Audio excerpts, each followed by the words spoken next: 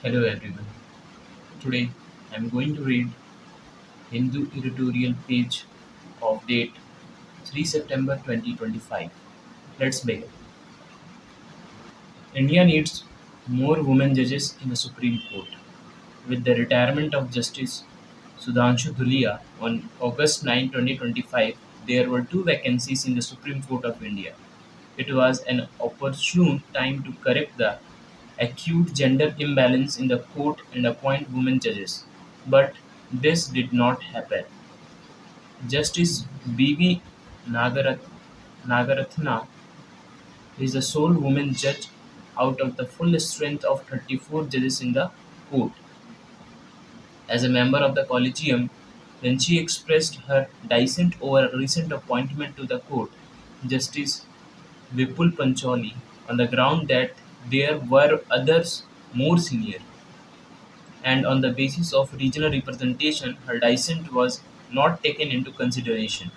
Justice Pancholi and Justice Alok Aradhe were sworn in as judges of the court on August 29, 2025. This not only invites us to review the procedures of appointment of judges in India's top court, but also to examine and question the severe lack of women judges, which directly has an impact on how women judges and their views are considered. There must be a focus on the complete exclusion of appointment of women in the court and what that means for the country today. Second, appointments, a lack of diversity. Historically, only 11 women have been appointed to the court till date, which is a mere 3.8% of the 287 judges who have been appointed since its inception in 1950. The details of the women Supreme Court judges are Justice Fatima Bibi, Justice Sujata V. Manohar, Justice Ruma Pal, Justice Gyan Sudha Mishra, Justice Ranjana Prakash Desai, Justice R. Banumathi, Justice Indu Malhotra, Justice Indra Banerjee, Justice Hima Kohli, Justice Bela N. Trivedi, Justice B.V. Nagaratna. The last appointment of women to the court was on August 31, 2021, when the Collegium, led by Chief Justice of India N.V. Ramana, appointed three women judges. This was seen as unprecedented because even the appointment of three women at one go was a rarity. Along, along with Justice Indira Banerjee, who was already on the bench, it was for the first time that there was more than 10% representation of women in the court. There has also a total absence of caste diversity among women judges in the court, as this has not led to the appointment of women from the scheduled castes and scheduled tribes. Justice Fatima Bibi remains the sole woman judge in the court from a minority faith. There is a significant gender disparity in the number of direct appointees to the court from the bar or lawyers directly elevated from practice. From 1950, nine male judges have been elevated to the court directly from the bar. However, there has been only one woman till date, Justice Indu Malhotra. No other woman lawyer has been appointed to the court despite there being women senior advocates in the court. In fact, there is a gap in the appointment of women lawyers as judges, both in the high courts and the Supreme Court, which is shocking. Across the world, the bar is viewed as the traditional route into the judiciary, and appointments to the higher judiciary are often seen as the final phase of a career for a lawyer. However, this does not hold true for women lawyers in India and is a glaring area of discrimination that women in the legal profession face. Women in the Supreme Court are also appointed much later in the age, which severely limits their time in the bench of their opportunities to rise to positions of seniority. Out of 11 women judges in the court till date, only 5 women have been a part of the Supreme Court Collegium, with only 3 having been involved in appointments to the court. Justice Indu Malhotra and Justice Fatima Bibi had tenures that were shorter than 3 years, a fate shared by only five male court judges historically. The delayed age of appointment for women results in women judges not making it to the Collegium or as Chief Justice of India. The first woman Chief Justice of India will be Justice Nagaratna, who is scheduled to be appointed for only 36 days. Procedure and criteria for appointments. The manner of appointments is also a matter of concern according to the Memorandum of Procedure of Supreme Court judges. The appointment of a judge of the court is decided by the CJI in consultation with a collegium of the four senior most judges of the court.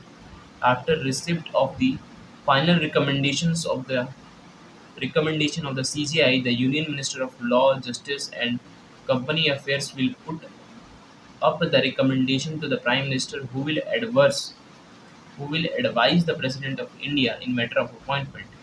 There is no clarity as to on what basis appointments will be made, as the criteria are not public. In 2017, the Collegium, headed by then CJI Deepak Mishra, made public some of the resolutions of the Collegium on the Supreme Court website, which included reasons for appointments. The Collegiums, led by subsequent CJIs, were not consistent in providing the reason for its recommendation. What we do know is that at various times the caste, religion, or region of candidate have been considered for appointments.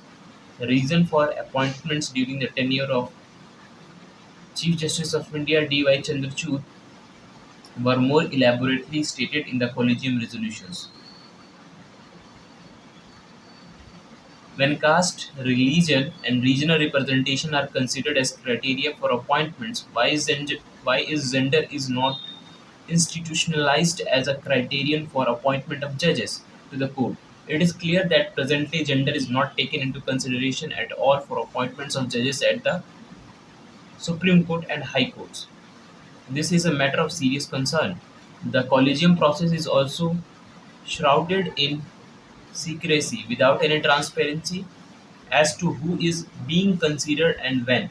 Appointments that are being considered to the higher judiciary should be made open and public. Candidates considered should be persons of exceptional intellectual and legal ability with sound judgment and an excellent record of work, and must show sensitivity to the needs of different communities and groups. There must be a commitment for diversity and inclusion of gender, caste, religion, and regional representation, which has to be institutionalized in the form of a written policy in the higher judiciary so that gender representation is mandatory. When former CJIs have been asked why women were not appointed to the court, various palliative reasons have been given, such as the non availability of women in seniority. The present appointment shows that seniority was given a go by, as several women judges of the high courts who were more senior were not considered. Further, there is no seniority required for the appointment of women lawyers directly to the court, which has also not been done since 2018 when Justice Indu Malhotra was appointed. The Supreme Court of India has been a pioneer on gender equality and gender inclusion. It has even directed bar associations to mandate 30% of elected seats and office bearer post for women. However, there is no institutionalized mandate for gender representation in the constitutional courts. It is time that this changes as a way to create greater trust, confidence. The presence of women judges on the bench is vital to the court. Women judges bring unique perspective to the court based on their personal and professional experiences with the law, which can give a significant impact on judicial outcomes. Bringing different perspectives and diverse form of reasoning on the bench creates greater public trust and confidence as it integrates varied social contexts and experiences that need to be valued. Most importantly, the presence of women judges of varying background in the Supreme Court will make it a truly representative court for all citizens, which it is intended to serve. The Supreme Court of India is India's top court.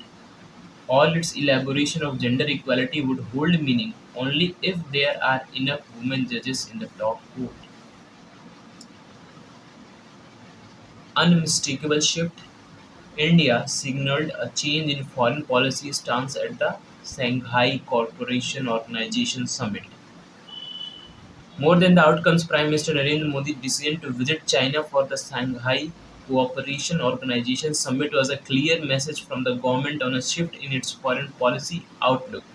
It has been 7 years since Mr. Modi had traveled to China, and his meeting with Chinese President Xi Jinping was their first such bilateral engagement since the military standoff of 2020. It has been 3 years since Mr. Modi attended the SCO summit, a Eurasian grouping seen as directly anti-Western. Meanwhile, photos of the bonhomie between Mr. Modi, Mr. Xi, and Russian President Vladimir Putin evoked memories of an inactive Russia-India-China trilateral. The bilateral meeting with China saw the two leaders give their approval to the normalization process initiated in October 2024, leading from troop disengagement along the LAC. The two sides agreed to fast-track the boundary resolution process being discussed by their special representatives. They also gave the green light for the resumption of direct flights, visa facilitation, and the building of economic ties to stabilize world trade, as Mr. Modi committed to taking forward ties based on mutual respect, mutual trust, and sensitivity. Mr. Xi called for the dragon China and the elephant India to come together. Such bonhomie was unthinkable even a year ago, and it is clear that it has been driven in some measure by the US moves to impose tariffs and sanctions on India and the New Delhi's sense of mistrust about the Trump administration's intentions. This allowed Mr. Modi and his delegation for the moment to sidestep some of the concern, concerns India has had over China's action, including its support to Pakistan during Operation Sindoor, the blocking of Indian moves on UNSC reform and NSG membership, and holds on designating Pakistan-based terrorist. It was significant that the Tianjin Declaration included strong language against the cross-border movement of terrorists, albeit condemning the Pahalgam attack and attacks in Balochistan against Pakistan forces in equal measure. The declaration also saw the entire SU membership find common ground on the contentious issues such as humanitarian crisis in Gaza, condemnation of US-Israeli strikes on Iran, although India maintained its position to the paragraph supporting China's Belt and Road Initiative, Mr. Xi's plan for an SU development bank, and Mr. Modi suggesting of initiating a civilizational dialogue between SU members found mention. While the outcomes and the optics made for what Mr. Modi described as a productive visit to China, his itinerary missed some opportunity for closer engagement with leaders from India's neighborhood and the global south as he skipped the SEO Plus summit. So this one is the editorial page of Hindu. Thanks for watching.